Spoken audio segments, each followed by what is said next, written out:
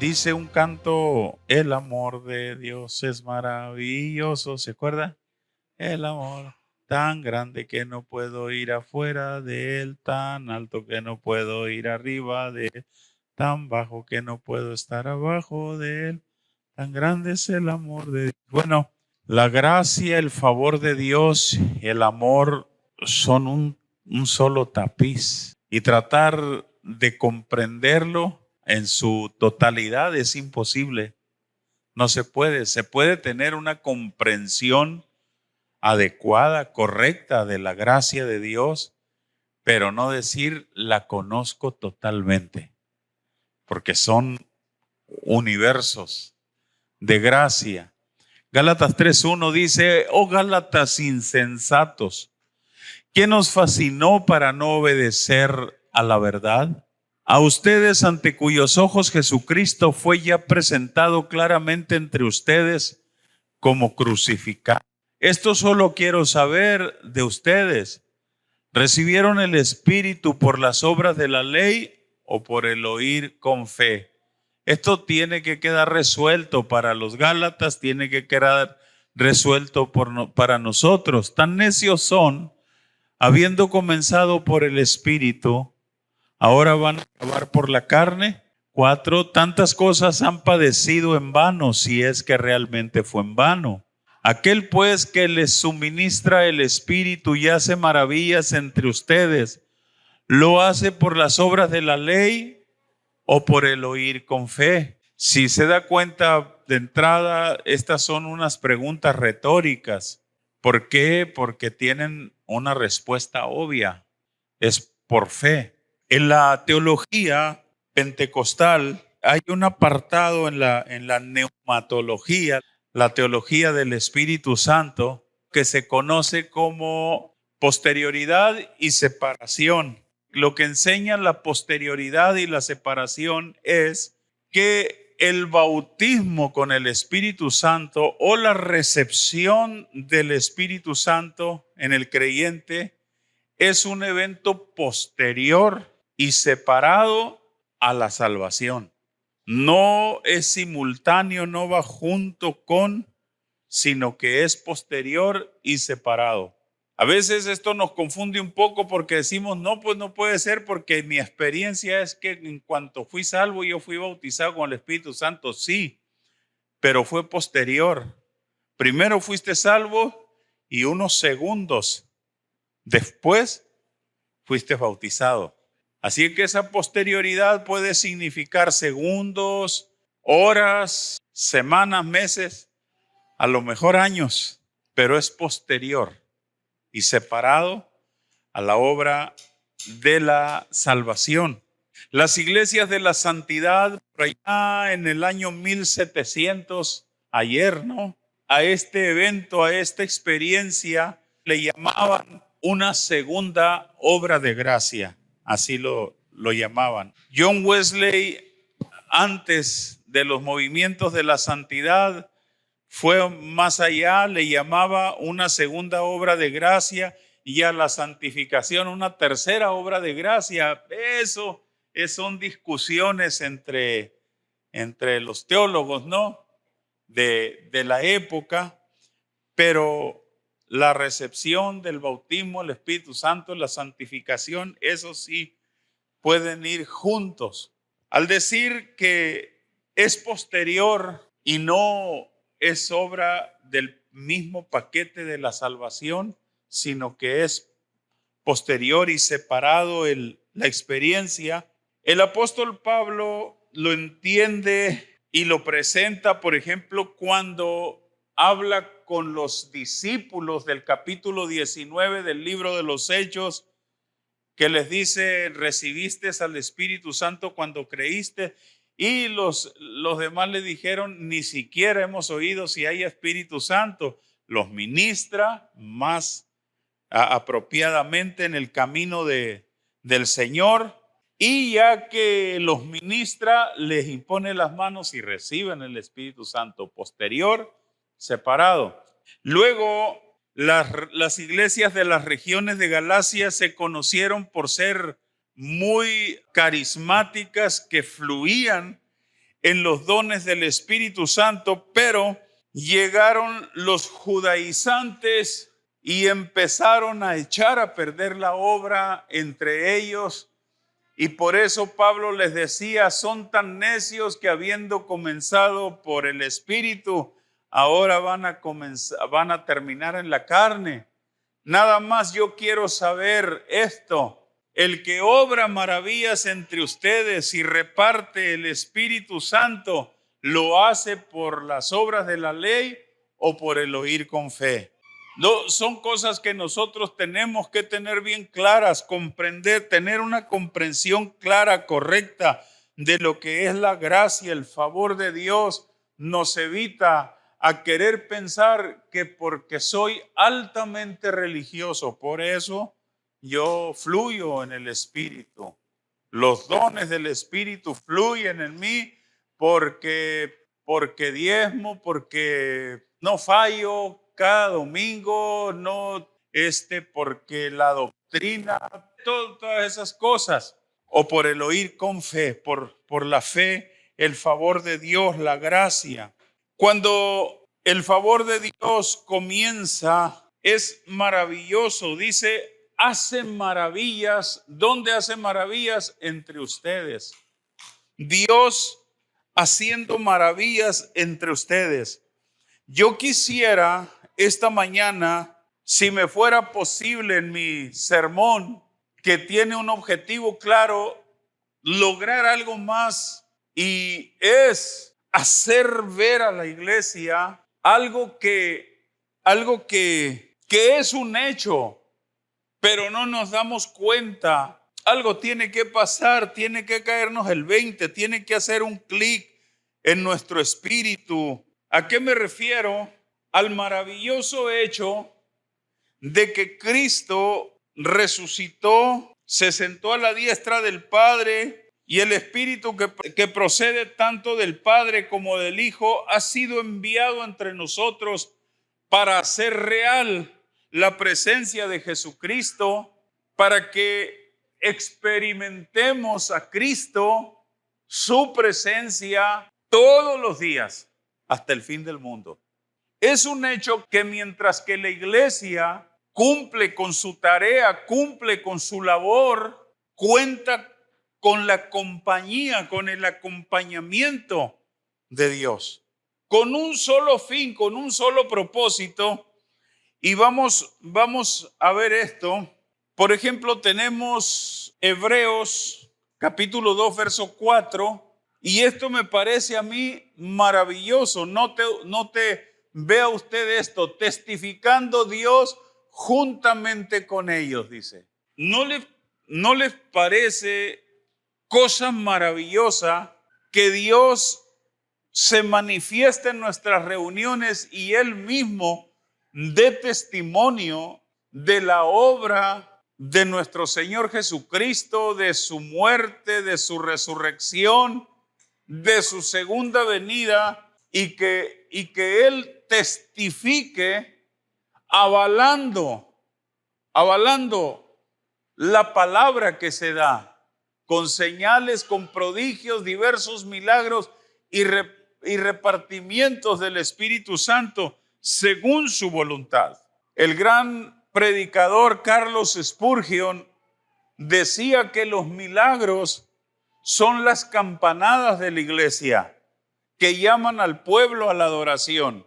Los milagros son el testimonio de la presencia de Dios entre nosotros. Las maravillas, las señales son una forma en que Dios testifica de su presencia, que camina con la iglesia en tanto que ésta realiza su tarea a su favor. Marcos capítulo 6, verso 20 es otro ejemplo. Marcos 16, Marcos 16, 20 dice, y ellos saliendo predicaron en todas partes. ¿Y quién les ayudaba? El Señor les ayudaba. ¿Cuándo fue la última vez que predicaste, que testificaste y que te sentiste apoyado? por el Señor, confirmando la palabra con las señales que le seguían. Esto es obra externa del Espíritu. Hemos hablado mucho de la obra interna. La obra interna, déjeme darle un repasadito rápido, es la obra paulatina, de lento cocimiento que se hace en la vida del creyente, que es el Espíritu Santo guiando al creyente y formando en él el carácter de Cristo. Es la obra interna. Por la obra externa es cuando el Espíritu apoya, avala al predicador con señales, confirmando la palabra con señales que lo siguen. Es obra externa, es testimonio de Dios. Ahí surge un nuevo peligro, le diría así, no sé qué tan exacto sea, porque un peligro es: en mi vida no pasa nada, en mi vida no sucede nada, cuando sí sucede, solo que no nos damos cuenta. Y el otro peligro es que empiece a suceder y tú no le des la gloria al que va contigo. Y uno de estos casos que nos ayudan a entender esto es Hechos capítulo 3. Por favor, Hechos capítulo 3, verso 12. Dice: viendo esto, Pedro, déjeme ponerlo en contexto. Pedro y Juan subían a orar y estaba un cojo de nacimiento, viejo ya. Estaba en el cuarto piso ya el cojo ya era viejo. Nunca había caminado, tenía sus extremidades torcidas y por la fe en Jesús es sanado. Pedro le dijo: no tengo plata ni oro, pero lo que tengo te doy. En el nombre de Jesucristo, levántate y anda. Y el cojo se levantó y era una conmoción en el templo. Viendo esto, Pedro respondió al pueblo: varones Israel, ¿por qué os maravilláis de esto? ¿O por qué ponéis los ojos en dónde? En nosotros, como si por nuestro poder o piedad hubiéramos hecho andar a 13. El Dios de Abraham, de Isaac y de Jacob, el Dios de nuestros padres, ha glorificado a su Hijo Jesús, a quien ustedes entregaron y negaron delante de Pilato cuando éste había resuelto ponerle en libertad. Mas ustedes negaron al santo y al justo y pedisteis que se os diera un homicida y matasteis al autor de la vida, a quien Dios ha resucitado de los muertos, de lo cual nosotros somos testigos, y por la fe en su nombre y señalaban al que había sido cojo, que ustedes ven y conocen, le ha confirmado su nombre, y la fe que es por él, ha dado a esta completa sanidad en presencia de todos ustedes. Esto no hay truco. Al hombre ustedes lo conocieron, hace 40 años que lo ven, hace décadas que lo ven pidiendo limosna, lo conocen bien, saben bien que era cojo, que no hay truco. Y lo que los tiene impresionados es que ahora está completamente sano. Pero el hecho de ver un milagro no quiere decir que la persona que vio el milagro le va a dar la interpretación correcta a ese milagro. Ellos estaban atribuyéndole a la virtud de Pedro, a que Pedro y Juan eran hombres excepcionales. Yo creo que la reacción aquí típica, si fuera en nuestro contexto mexicano, iba a ser hacer esto, tocarlo y que me toque rozón a mí también, como si tuviera virtud, cuando el vaso que Dios está usando no ha pasado por la escuela del quebrantamiento, no le prestó importancia a la obra interna del Espíritu. Esto le hace daño. Agarra monte, se la cree como si él fuera el bueno y empieza a utilizar estas manifestaciones para beneficio propio, para obtener ganancia. o para manipular gente, porque es muy bonito que la gente le obedezca a uno. Todos quieren cenar con el ungido de Jehová, menos con el pastor. Todos quieren pasar tiempo con el hombre de Dios, con la mujer de Dios. Y a veces la línea es bien delgada de lo legítimo y lo ilegítimo, de lo propio y de lo incorrecto.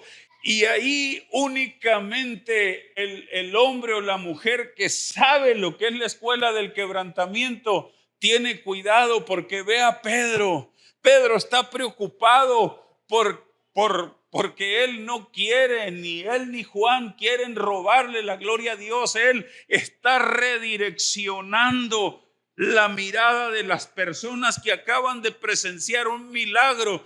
Las está redireccionando hacia el Cristo resucitado, al que ustedes negaron. Cuando Pilato resolvió perdonarle la vida, ustedes pidieron que lo crucificaran, pero ¿saben qué? Ha resucitado, señores. Nosotros somos testigos y aquí está la prueba. Amén. Aquí está la prueba. Un hombre que ustedes conocen que ha sido cojo toda su vida. Mira, aquí está. El mensaje es claro. Jesús ha resucitado. Amén. Otro caso parecido a este es, Pablo y Bernabé, gloria al Señor, en Listra. Hechos 14, versos 14 al 18, dice, para ponerlos en contexto también, es un cojo el que es sanado. Y los hombres de Listra, cuando vieron la sanidad de aquel cojo, estamos en Hechos 14, del 14 al 18, luego empiezan a pensar, permítame abrirle un paréntesis. Jesús dijo, hablando del Espíritu Santo, que convenía que viniera el Espíritu de verdad, dice, el cual el mundo no puede recibir, porque no le ve ni le conoce. El mundo no conoce al Espíritu Santo, no lo puede ver, no lo puede recibir el mundo. Ahora, si no lo puede ver y no lo puede recibir, no podemos esperar que el mundo dé una interpretación correcta. La interpretación que va a dar el mundo va a ser a través del cristal en el que ha mirado toda su vida, a través del cristal de la idolatría, porque ven un milagro y luego dicen, dioses en semejanza de hombres nos visitan. Y a Bernabé le llamaban Júpiter, a Pablo le llamaban Mercurio, porque era el que llevaba la palabra.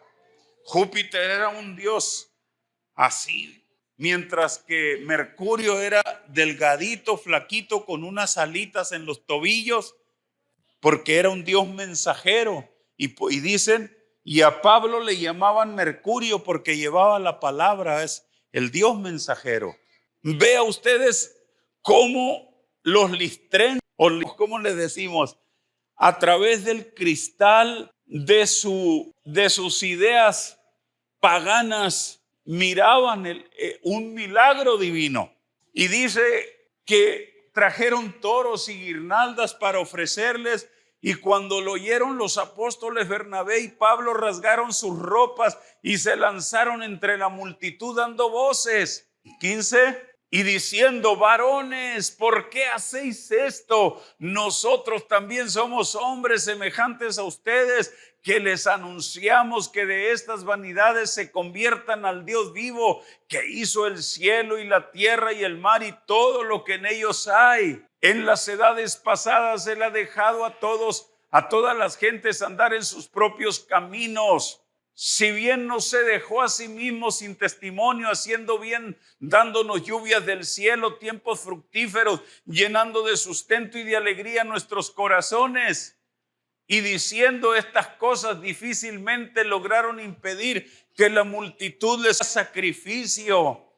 Difícilmente, la palabra difícilmente a mí me da margen para pensar que bajo riesgo, peligro de que los golpearan, de sentir la decepción.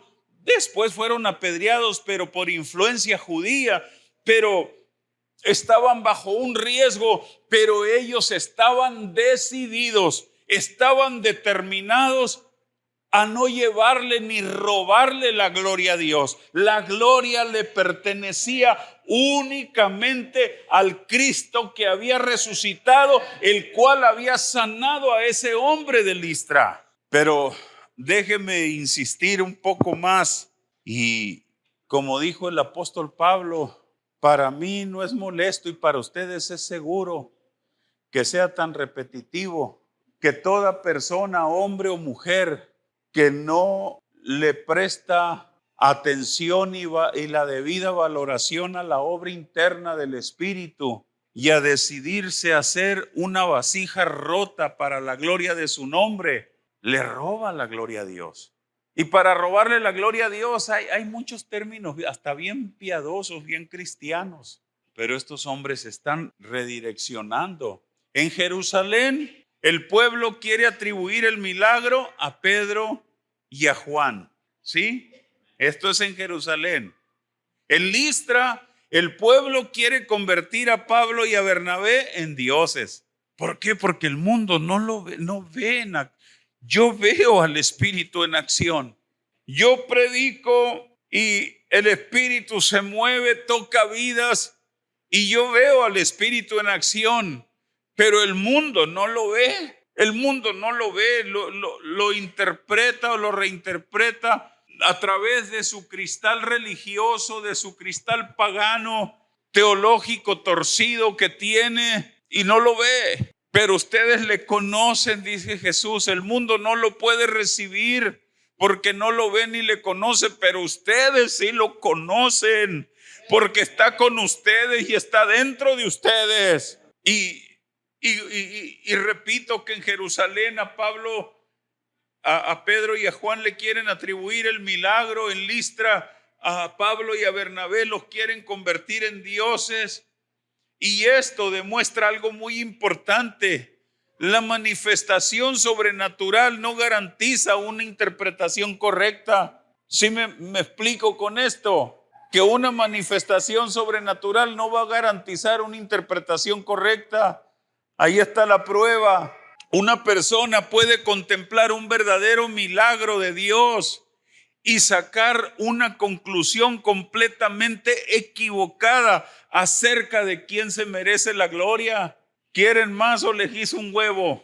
Dios suministra el Espíritu. Dios hace maravillas, Dios testifica, Dios confirma su palabra. Las personas ven las manifestaciones, las personas pueden equivocarse respecto a quién está actuando. Y aquí es donde aparece el problema pastoral. Decir, no, señores, no se equivoquen, no soy yo, es el Cristo de la gloria. No, señores, es el Dios de misericordia que nos está mandando a que de esas vanidades precisamente se conviertan al Dios vivo. El Espíritu Santo dijimos que es cristocéntrico, y el Espíritu Santo jamás va a robar la gloria y la atención que le corresponde a Cristo. Bueno, si el maestro que yo tengo, Espíritu Santo, es así, entonces yo debo de ser así. La gloria a quien le corresponde, la honra a quien le corresponde. Aleluya. Te adoro, Señor, te adoro. El problema no está necesariamente en la manifestación.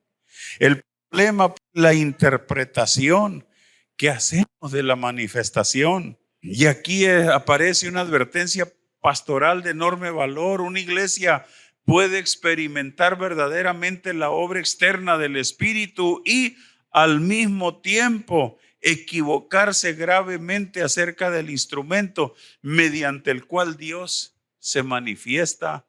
O sea, hacer un ídolo más del predicador, pastor o evangelista.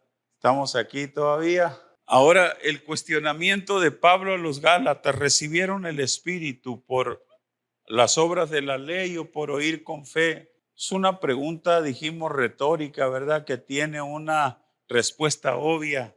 Es por oír con fe. La gracia, regalo inmerecido. Escuche esta definición de la gracia.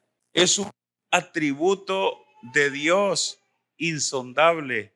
Gracia no es simplemente el regalo, sino el favor libre, bondadoso e inmerecido de Dios que se manifiesta en su actuar hacia nosotros. Pablo afirma que fuimos salvos por gracia. Nosotros respondimos con fe a la gracia de Dios. No es la fe, es la gracia la que te salva. No, la fe que tú tienes la puedes dirigir hacia otro lado. Le dijeron a McDowell, yo conozco árabes que tienen más fe en Mahoma que la que tú tienes en Cristo. Le dijo un árabe a McDowell, conozco árabes que tienen más fe en Mahoma que la que tú tienes en Cristo. McDowell le dijo, sin duda es así, pero el asunto es, ¿de qué les sirve? Porque son montañas de fe en un hombre que está muerto. Mi fe, aunque es como un grano de mostaza, está depositada en un Cristo vivo que resucitó a la muerte. Esa es la diferencia, no el tamaño de mi fe, el objeto de la fe es la diferencia. Sí, entonces pasa lo mismo si recibimos a Jesús y fuimos salvos por fe, por gracia, por favor divino. El Espíritu también es por gracia, por favor divino. Y Pablo hace una mención muy importante acerca de la gracia y dice que no reciban en vano la gracia. Dice, pero la gracia de Dios no ha sido en vano para conmigo. Quiere decir al mismo tiempo implícitamente que en otros fue en vano. Es decir, que Pablo respondió favorablemente a aquella obra de gracia que Dios le dio. Respondió favorablemente, respondió con acción, mientras que otros no responden.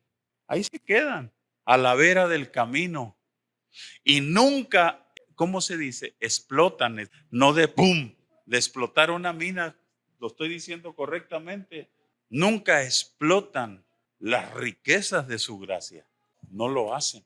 Pablo fue uno de los hombres, yo a mi juicio, a mi particular manera de ver y de pensar, creo que es uno de los hombres que más explotó, disfrutó, gozó, se catapultó, fue productivo sobrenaturalmente por la gracia de Dios. Por ejemplo, Noé, esto es muy importante que se los diga. Noé, ¿por qué fue salvo en un arca? A veces decimos, no, pues que no era pregonero de justicia, no. Dice que halló gracia, halló favor.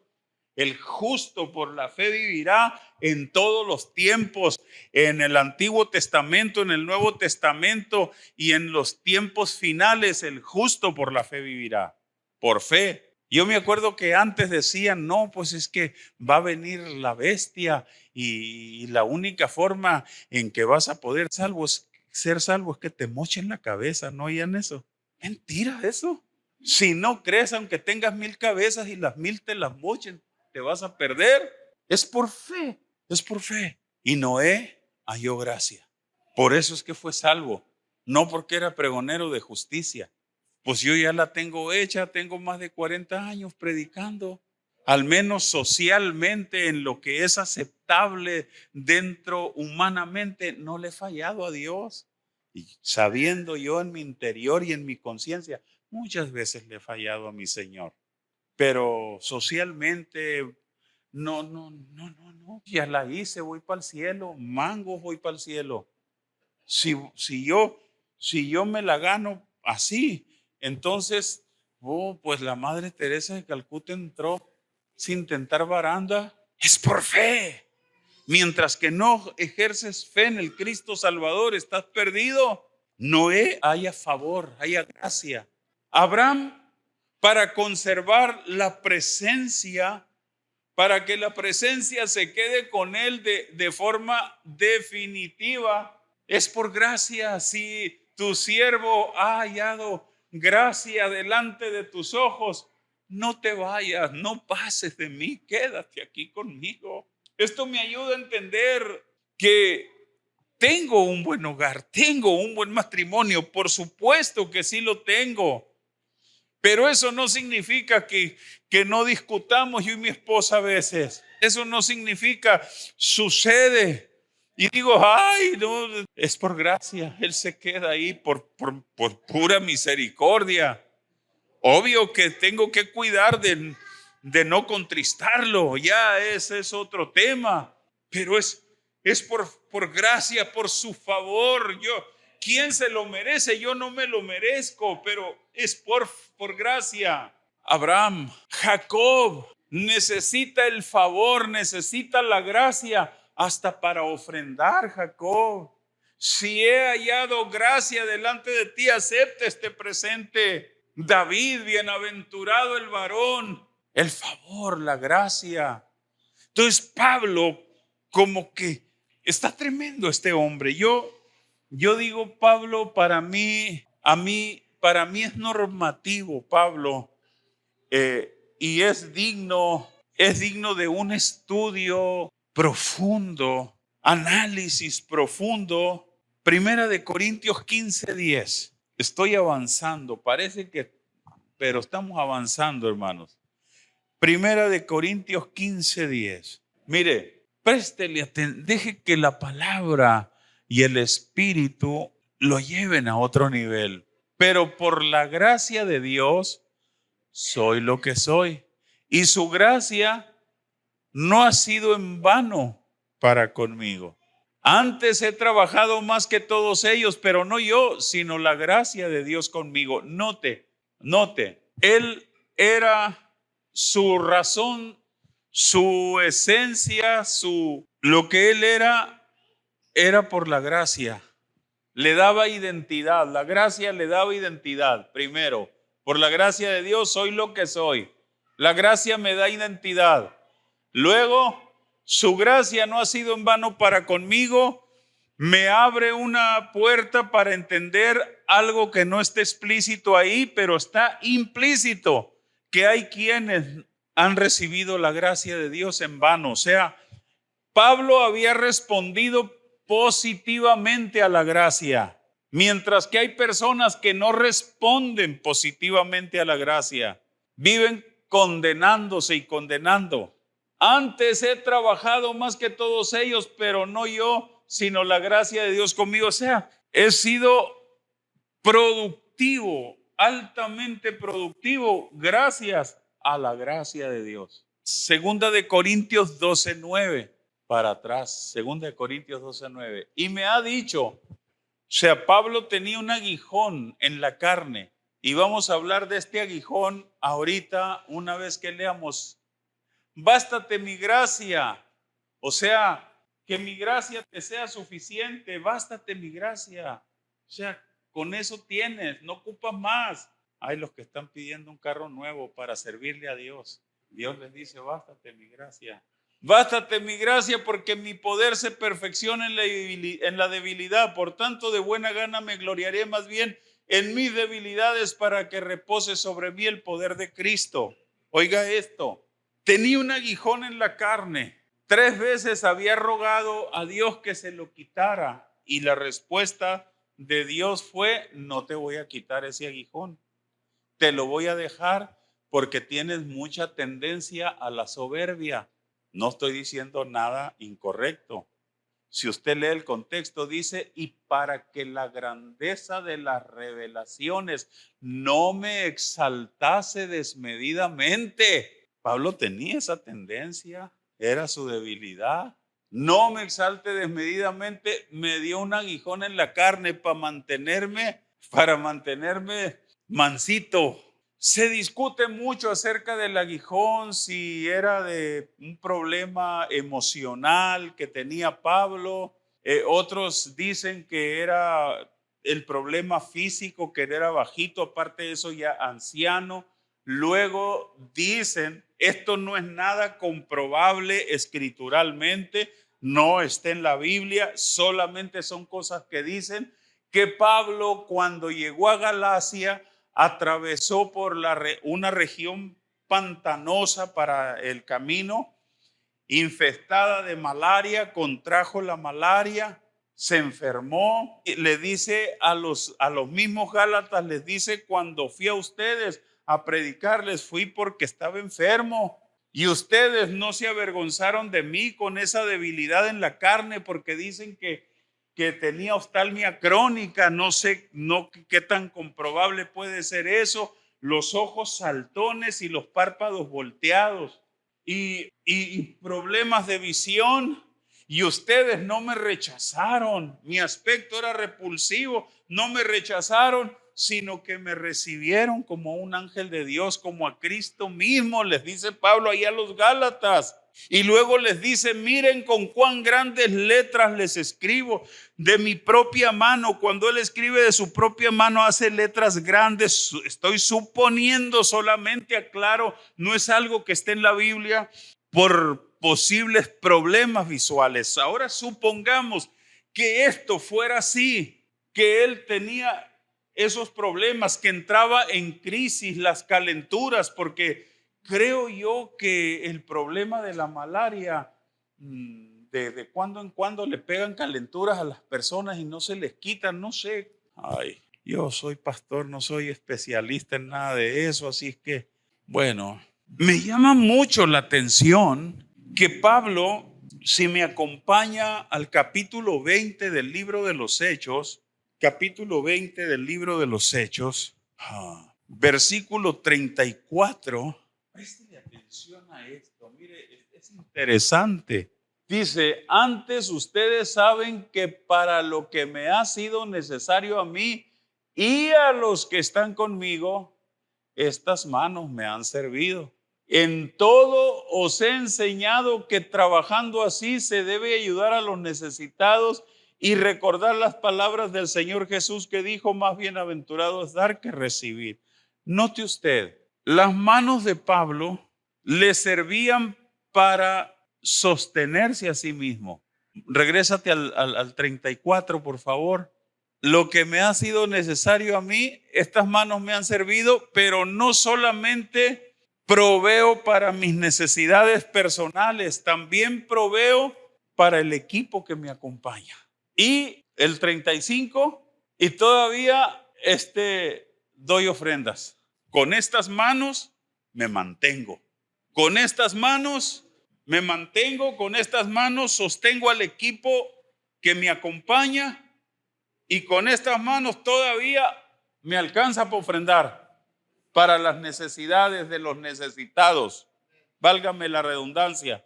¿Sí? ¿Qué hacía Pablo con estas manos? Él tejía tiendas que le vendía a los beduinos, como tiendas de campaña, las tejía.